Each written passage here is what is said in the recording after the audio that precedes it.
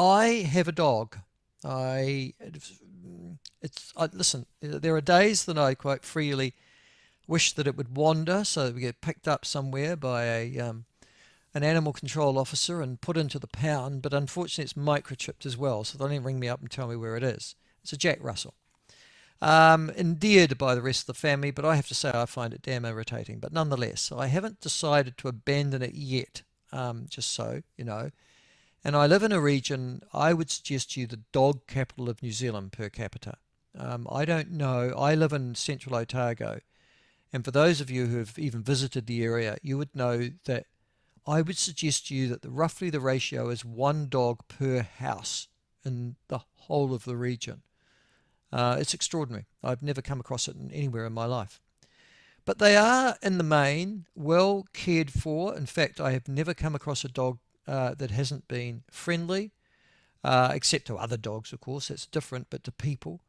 Well trained, responsive, and frankly, endearing. And that's the nature of my dog experience. It certainly wasn't that when I was the mayor of Whanganui. In fact, we had a large number of dog attacks, people being attacked as well as other animals, and we had a straying dog problem, which I solved, I have to say, by getting another dog control officer onto it and suddenly euthanizing dogs and that were in the pound for more than a week.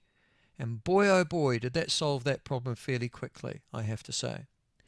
Well, that was Whanganui 20 years ago. This is Auckland today, where there have been numerous media stories over the last wee while at the extraordinary number of dogs that are being picked up, roaming dogs in Auckland, up to 1,000 a year, I think, and about 6 or 7,000 of them a year being euthanized, which has caused a sort of outrage on one hand, but what can you do about it on the other? Well, joining us to talk about that is the General Manager of Licensing and Compliance at the Auckland City Council, Robert Irvine, and he joins us now. Robert, great pleasure to have you on. Thank you so much for joining us this afternoon. Yeah, good afternoon. Thanks for having me. Robert, just before we get into the issue, can I just ask how you get to be the General Manager of Licensing and Compliance? Have you always been in local government? Did you always lived in Auckland? Yeah, I actually I started in finance, to be honest, and then I joined council about 13 years ago, and have then subsequently moved into licensing and compliance. So you worked in the private sector before you worked in local government? Correct. Yeah, I did. Yeah, spent a big chunk of my career in the banking sector. Okay. Can you just tell me, I'm fascinated because as I said, I've been a mayor and I recruited somebody from the private sector to be the chief Yeah. executive, but what's the difference to you or the big difference to you between the public and the private sector in this country? Look, I think it's quite hard to say. I guess ultimately my sort of role here in council actually moved into it, and I actually really enjoy it in terms of what the outcomes we're trying to achieve and making sure we can make a difference.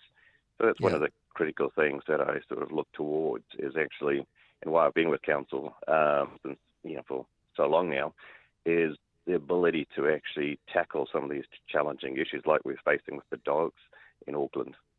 Okay. Well, let's go on to that issue now. Yeah. You've got, I guess, animal control officers throughout a Yep. huge area. How many do you have on the staff?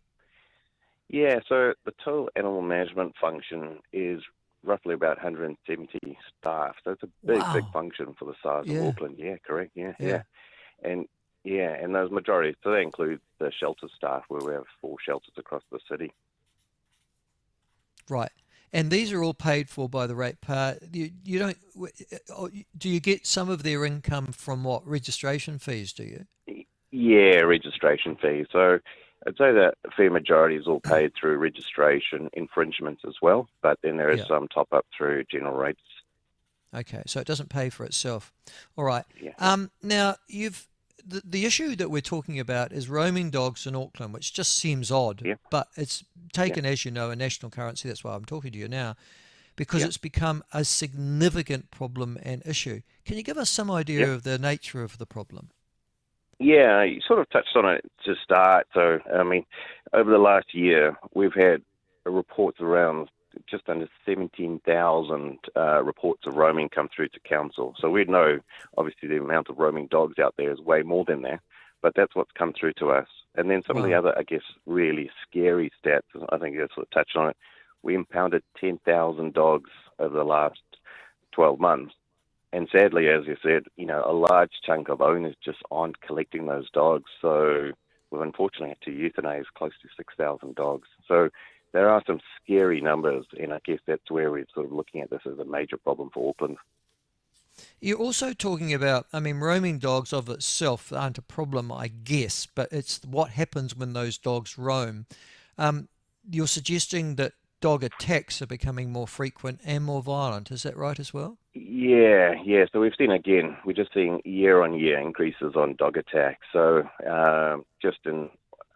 again, these attacks reported to us close to, well, just over 1,300, so 1,300 odd attacks on people.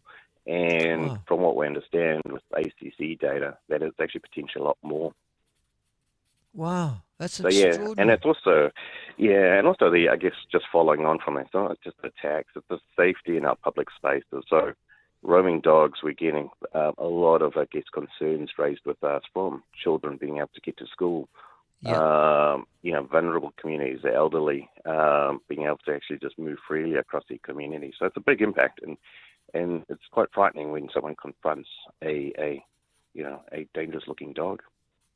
Yeah, and I suppose you've got safety in parks and reserves and playgrounds and those sorts of places too, yeah? Yeah, correct, and that's what where we see is like around schools and people trying to get to schools and all that. So there's a lot of concerns that we have around some of these numbers. All right. In the stories that I've seen so far, when you pick up a roaming dog, you put it into the pound, and presumably the owners know that it's in the pound because it's not home, and that should be the first place should go. How many of those dogs are retrieved by the owners? Yeah, so this is the sad bit. There's only sort of what I said, 35% of dogs are actually retrieved by their owners. So sadly, too many of just owners aren't coming to collect them. And the other issue is that we have is a lot of the dogs that do get impounded, they aren't actually registered. So we've got a lot of, only about 40% of dogs that come into the shelters are what we call as known. So those are either registered, microchipped, or have a previous, contact with council. Okay, so So that, you're an unregistered dog, you've picked it up roaming, and obviously you wouldn't know who to ring because, as you say, it's not registered, it's not yeah, chipped. yeah, Um, yeah, correct. okay, uh, I guess that then what happens then? How long do you hold on to them for before you euthanize them? Yeah, so legally we have to hold the dog for seven days. Yeah. That's set under the Dog Control Act. So, and then after that, obviously we assess whether we could rehome the dog. We do temperament testing, and unfortunately, if a lot of these dogs that we're actually collecting aren't in the sort of behaviour side that we'd actually want to release them back. So, we unfortunately then have to euthanize them. What sort of, when you talk about rehoming them, what sort of test or behavioural test do you do to make sure that they can or can't be? Yeah, so we're obviously there's a whole raft of things that includes how they would relate to other pets. So we do have a cat in the shelter that we use Okay. to see how they respond, and also just behavioural. So we've got a lot of our shelter staff uh, do behavioural testing in terms of whether the dog's suitable to be rehomed. So, of the dogs that come in and the two-thirds that aren't picked up, then, or the Hmm. 65%, so let's just say roughly that's 6,500 dogs, Yeah. how many do you rehome in a year? Uh, Sadly, very few. I think, as I mentioned earlier, out of that sort of, so we impound, say, 10,000 dogs, 65% aren't claimed, and we euthanize 6,000. So there's only sort of, Okay, so about uh, 500, less than that. yeah, less than Yeah, that. okay. Wow. So, and I guess there's two issues there. The first issue is can they be rehomed and rehoused? I mean, do they have the temperament to Yeah, be so? And then the second issue is, will people want them? Is yeah, there a yeah. mismatch between those two numbers, or are they roughly correlative? Yeah, we have seen a general flatline in terms of adoption rates. Yeah. So again, I guess the just prevalence of dogs in Auckland make it hard for us to rehome a lot of the dogs. So there is an element that we'd like to be able to rehome some of them, but unfortunately, the adoption rates aren't there. But I'd say in the main, most of the dogs that we particularly pick up are the ones that do have behavioural issues and unfortunately aren't suitable to be rehomed. Well, run me past this one. In Wanganui, can I tell you, the Wanganui Yep, City Council, you probably know this story actually because it sort of became legendary, realised how expensive euthanasia was, had the same problem, yep, and therefore decided to gas them by carbon monoxide, in actual fact, from a van. And then there were some pretty dramatic photos, I think about 5 or 10 years ago, yeah, yeah. of dead dogs being sort of put into a skip and sent off to the dump.